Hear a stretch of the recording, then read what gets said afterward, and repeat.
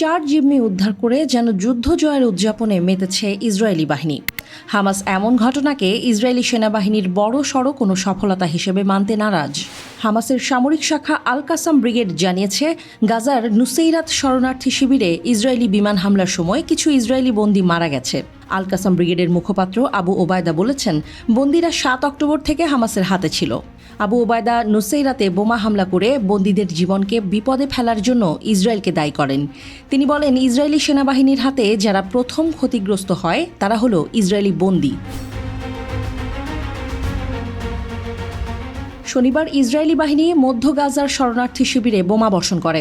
গাজা সরকার বলেছে যে ওই হামলায় কমপক্ষে 210 জন নিহত এবং 400 জনেরও বেশি আহত হয়েছে। নিহতদের বেশিরভাগই শিশুসহ নিরীহ বেসামরিক নাগরিক। আবু ওবায়দা এসব হামলাকে ভয়ঙ্কর যুদ্ধাপরাধ বলে অভিহিত করেছেন। তিনি জানিয়েছেন, ইসরায়েল কিছু বন্দীকে মুক্ত করতে সক্ষম হলেও বোমা হামলার সময় তাদের কয়েকজনকে হত্যা করেছে। ইসরায়েলি সামরিক বাহিনী মধ্য গাজা থেকে 4 জন জিম্মিকে উদ্ধার করেছে। কয়েক সপ্তাহব্যাপী পরিকল্পনার পর অভিযানে তাদের উদ্ধার করা হয়।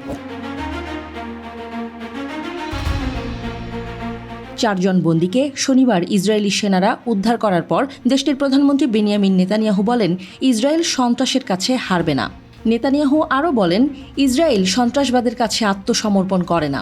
আমরা এটা চলতে দেব না যে অবধি না আমাদের মিশন সম্পন্ন হচ্ছে এবং সব জিম্মিকে আমরা ঘরে ফিরিয়ে আনতে পারছি। ইসরায়েলের প্রতিরক্ষা মন্ত্রী ইয়োভ গ্যালান্ট বলেন, শনিবারের এই উদ্ধার অভিযানটি ছিল কঠিন। তিনি এক বিবৃতিতে বলেন, আমাদের সেনারা গাজায় শহুরে পরিবেশে প্রচণ্ড গোলাগুলির মধ্যে এই অভিযান চালিয়ে অত্যন্ত সাহস দেখিয়েছে। গ্যালান্ট এটিকে ইসরায়েলের প্রতিরক্ষায় তার 47 বছরের চাকরিতে তার দেখা অভিযানগুলির মধ্যে অন্যতম সাহসী ও অসামান্য অভিযান বলে অভিহিত করেন।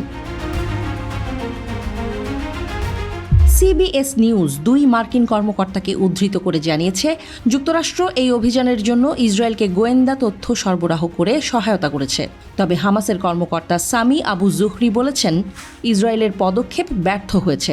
তার মতে 9 মাস যুদ্ধের পর মাত্র 4 বন্দীকে মুক্ত করা কোনো সফলতা নয়।